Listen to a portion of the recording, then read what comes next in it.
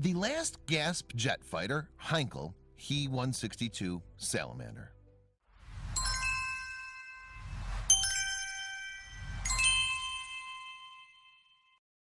While easy to disregard as just another of the last-minute jet projects undertaken by the Nazis as Allies closed in, the Heinkel He-162 Salamander was no jury-rigged disaster like some of the other utopian German projects. It was quite capable and brilliant feat of engineering. The Germans had the inspiration, the technology, the materials, and most importantly, the desperate need to crank out a capable jet fighter. The capable Me-262 just couldn't do it alone. What the Germans lacked was pilots, time, and fuel. Envisaged as a people's fighter, which could be flown by just about anyone, the Salamander instead was a high-performance, cutting-edge piece of hardware that stood a good chance of turning the tide of the war if the Heer had been able to hold the Luftwaffe's airfields and oil supplies. The need for better fighter defense had been clear to the Germans since at least August 1943, when Luftwaffe Chief of Staff General Oberst Hans Jaschonek committed suicide due to massive Allied air raids. The Western Allies were flattening German cities one by one, and the Luftwaffe was unable to prevent it, though it did impose a punishing cost on the attackers. Piston jet fighters were capable but insufficient against the 1,000 bomber raids that began in July 1943. The Me-262 fighter was progressing nicely, but Hitler was interfering in its progress, diverting its development to make it capable of bombing. In addition, the Me-262's jet engines were troublesome and in short supply. What was needed was a less complicated project that could be slapped together without any rigmarole and put in the hands of Hitler Youth, who would destroy the enemy bombers as they destroyed the British tankers at Caen.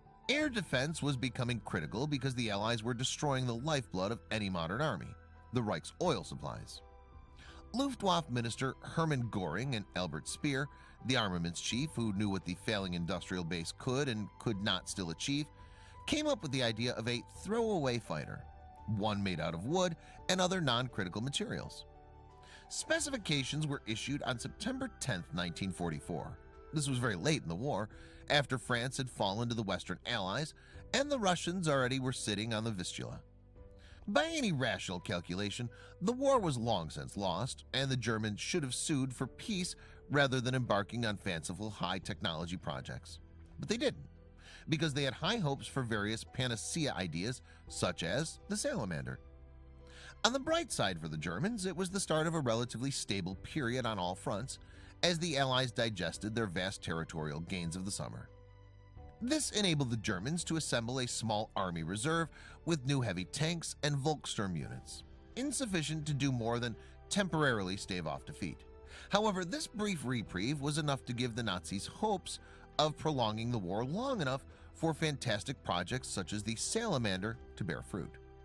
It was a forlorn hope, but it kept the men at their guns, which some would say was the real impetus behind crash programs with little likelihood of success, such as the Salamander. An emergency fighter program was set up. Heinkel already had designs in the works. All aircraft designers have contingency designs ready to be worked up in short order should someone want to pay for them, and won the contract. The great advantages of the design were that it only required one jet engine as opposed to the Me-262's two, and that it was made primarily of wood.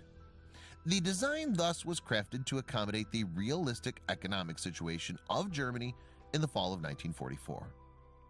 Heinkel cranked out the prototype in the incredibly short time of 6 weeks, reflecting the extreme desperation being felt by higher-ups who probably shot anyone who delayed development. The first Salamander flight was on December 6, 1944, succeeded, but the second flight a few days later killed the pilot and revealed glue problems that had to be worked around. Small changes were made to compensate for the structural problems without correcting them, desperate measures which never would have been attempted in normal times with adequate materials. The changes kind of worked, but the craft was plagued with problems throughout its short lifespan. Still, that the craft could be produced at all under conditions in Germany during late 1944 was little short of a miracle. Production proceeded immediately despite the problems. There was a war on.